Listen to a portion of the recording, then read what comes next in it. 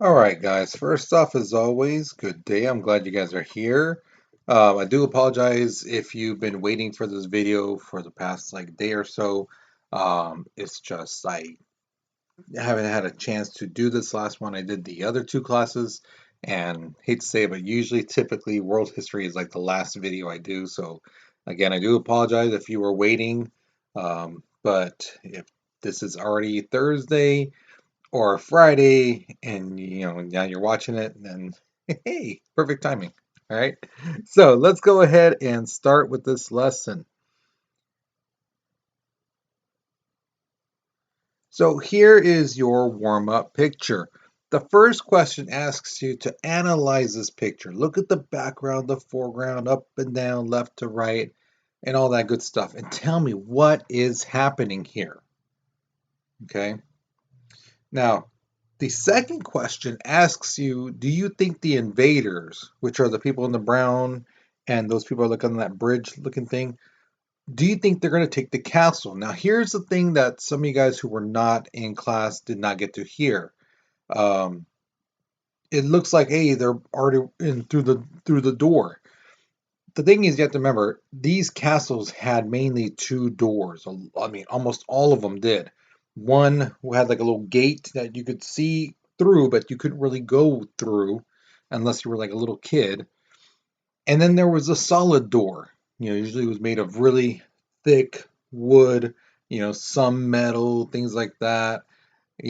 So there was two doors. So yeah, it looks like they got through the first door, but the second door, maybe not. you know. So that's the thing. So keep that in mind as you write down your response to the second question, okay? So go ahead, write your response, pause the video because we're moving on in three, two, one. All right, so I know earlier this week we talked about the Renaissance, but I forgot about this particular lesson, so I was like, oh man, we have to jump back a little bit. Because the person we're going to be talking about is Joan of Arc. Okay, she was born June 6, 1412. Now, here's the thing interesting about Joan. She never learned to read or write. Never. You're going to find out that she actually becomes a person of status. And still then, she still didn't learn how to read or write. Okay, was this common back in the day? Yes, you've heard me say it time and time again that the kings and nobles and people like that, they wanted to keep the peasants dumb. They wanted them just to be working in the fields, not questioning, not reasoning, not reading anything from the past that basically says people deserve to be free. People are born free, things like that. So they don't want people to have those ideas. They want them to know, hey, this is the way it is. This is what is being asked of you by God. And if you go against that, then you're going against God. Okay.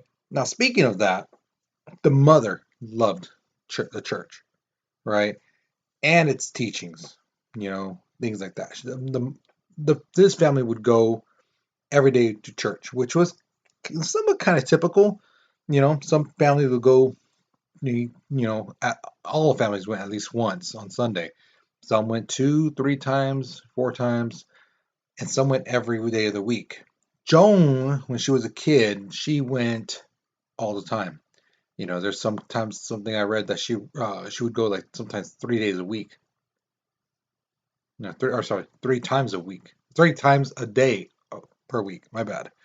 So she'd be like there in the morning, afternoon, nighttime. Yeah. So during this time, she's in France. France and England is going through the Hundred Years' War, and they're going at it. They're just dash, right? The person in charge of France, who ruled majority of France, was King Henry VI. Here's the thing about King Henry VI: he wasn't French. He was British. The British people controlled most of France. Charles VII, he's only a Dauphin, which means that he is the next to be the king if they ever control that territory. Now, at 13, Joan starts hearing these voices. Story goes that she's out and about as a kid, and all of a sudden, this like light and roaring noise from the sky comes about, and she basically says that this is a message from God that she received, and that God told her that she was going to save France, that she was going to get rid of the enemies of France, which were again the British, and then place Charles VII as the rightful king of France. No longer Dauphin, he was going to be a king. Okay. Now, here's my first question to you. If someone told you they heard a voice in their head that said, hey, we need to get rid of this person who's president, right? We need to kick them out and then put this like senator person in charge because that's who God wants as the leader, and I need your help. What would you do? Would you help that person if they told you that God spoke to them, they heard God's voice, and God told them to do that? That's their mission, and they need your help. Would you go along with it? Would you say, yeah, yeah, sure, let's do this? Or would you kind of be like, okay, what kind of voice was this? Whose voice again? Sure, was it your own? How would you react to that? Okay, so pause the video, write your responses, because we're moving on in 3, 2, 1. So word started to spread because the thing is, Joan is telling people, hey, I heard God's voice. God told me this, things like that. And nowadays, most people would, if someone said, hey, God talked to me, and that, people would be like, okay, cool. And then kind of like walk away, from that person because that sounds kind of, weird, you know. But back then, you have to remember, these peasants were, in a sense, forced to be dumb. And the church is the only thing they have. So if a girl says, God spoke to me and he said this, and they're like, some people are like, wow, maybe he did. Who are they to question what God's capability is, who God anoints as the the person on earth that they want to talk to? Who are they to judge? You know? So that's what happens. And word comes to Charles VII that hey, she's coming over, she wants to see you. So they kind of set it up so we're like, well, you know what? She doesn't know what you look like. So what if we hide you in this group at this party? And that's what they do. They put a guy in on the throne who isn't Charles VII, and they say, "Here is the king. Here's Charles VII," and she's like, "That's not him. That's not him." And they're basically, well, then find him. And in a crowd of people, she picks him out. You know, and then that's when he listens to her, and she basically tells him, "I saw this vision. God told me that I am going to get you crowned king at the Temple of Rams, which is the traditional site where the French royalty people are basically made initially royal. The new king, new queen, or whatever it may be. That's the point where they're crowned. Thing is, this starts getting a lot of traction that this girl may be the fulfilling a prophecy, because there's a prophecy written in the books that says a virgin girl is going to save France. How? It doesn't really specifically say, but there's a prophecy that says a virgin girl will save France. And here is this girl, Joan of Arc, like 14 years old. So it starts to get kind of like, maybe, what do we have to lose? You know? So May 1428, she gathers a band of followers, and to kind of fit in to fight, she cuts her hair, she dresses like a guy, who's going to go into battle, has the armor and everything, and she makes an 11-day journey to Sion, which is the prince's palace area. All right, so they get there. They win the victory, the battle, some of that. March 1429, she sets for Orleans in a white armor and a white horse with a white flag. Okay. Now, the thing is, what's interesting is that in Orleans, it's occupied by the British. And she sends a letter to him saying, hey, God spoke to me. God told me you guys are going to lose. Please leave. We don't want to kill you, but I'm just telling you now, right now, we are going to become victorious. So just get out and go home. We don't want to kill you. The British laugh, mocking her and things like that, and they say, no, we're going to stay wherever we are. So they go to war and they fight it out. Okay. She led several assaults in Orleans, and she was able to make them retreat across the Loire River. They take the city of Orleans, which is this painting right here. You see people are cheering her, things like that. And word spreads that this girl who cannot read or write, who God speaks to, has taken a city that the almighty British army had controlled. And now word even gets to England about her. So now the king is like, oh, okay, I hear you, little girl. Okay.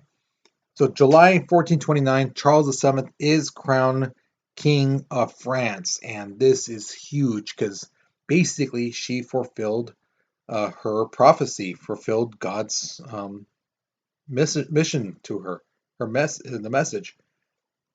Kick out the British and put Charles VII as the King of France. Thing is, the whole defeating the British, kicking them out, Charles VII saw it more like, hey, kick them out so I can be king, officially king. And she saw it as kick them completely out of France. Because, again, they didn't take them all the way out.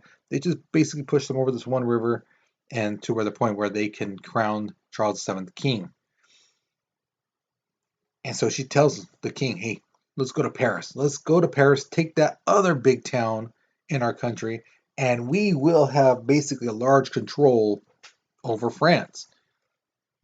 And Charles VII is like, no, no, no. Because the thing is, I'm king now. Why? Why keep fighting, And she's like, no, we're going to go. We're going to fight. The people are listening to her. Why? Because, again, she is the messenger of God. And she has shown and proved that when she says, God says this needs to get done, that she gets it done. Some miraculous way, this uneducated girl, it leads people in the battle, they win, and things like that. So people follow Joan, not really the king. And this is where his advisors are telling him, dude, she's gotten too powerful. She's too powerful now. So in the spring of 1430 in Compiègne, Joan is defending this town, and what happens is she gets captured. Right? And these people, they have her, and they basically tell the French and the English, whoever wants her more, you get her. Or whoever pays the highest bounty. English is like, here's a ton of money. And so those guys are like, all right, okay, this ton of money, okay. France, what about you? How much money are you willing to give? Charles VII doesn't throw in even a dime. Nothing.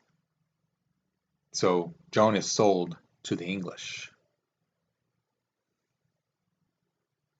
Now here's a little question for you. What is something you are personally willing to fight and possibly die for? What is something you are willing to fight and die for? Okay. I want you to really sit and think about it. This should not be a question you answer in 2 seconds, a heartbeat. Because the thing is, you have to remember, it's not a video game. Your life, once it ends, it ends. That's it. What is something you are willing to actually truly fight and die for? Okay, again, you should not be tossing your life away just for, a bag of chips. No, no. Okay, something you truly love and cherish and treasure. Something you would like to continue on, even though it takes your life instead. What would that be? Okay, so pause the video, write your response. So we're moving on in 3, 2, 1. So Joan actually has a trial. Everyone and their mama knows that they're gonna find her guilty, things like that. But they still try to have a trial. They charge her with 70 counts, right? 70 charges for doing wrong, illegal, or bad things. This includes witchcraft, heresy, dressing like a man, claiming to be a prophet of God, things like that. And during this time, Charles VII isn't even trying to negotiate to try to get her release. He's not doing anything, telling English, hey, we'll pay you some money, we'll trade you, we have some of your soldiers, we'll trade you. Nothing, nothing at all. He's like, keep her, keep her, could care less. So for a year, she's under English control and she's being questioned in the court system, things like that. They're trying to nail her on some stuff. And it seems like every time they ask a question, she has a perfect response to it. Now, again, remember, she is not really educated. She doesn't know how to read or write. She doesn't have any really proper training and stuff like that for stuff.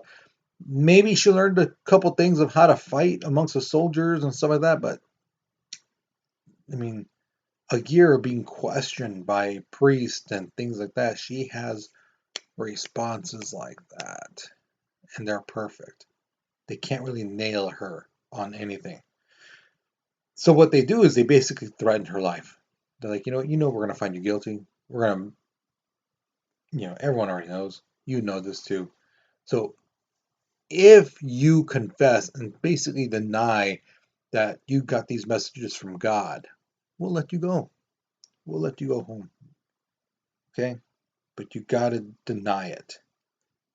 If you don't deny it, we're gonna kill you. So because of this, Joan confesses. She says, "Yeah, I didn't get these messages from God." You know.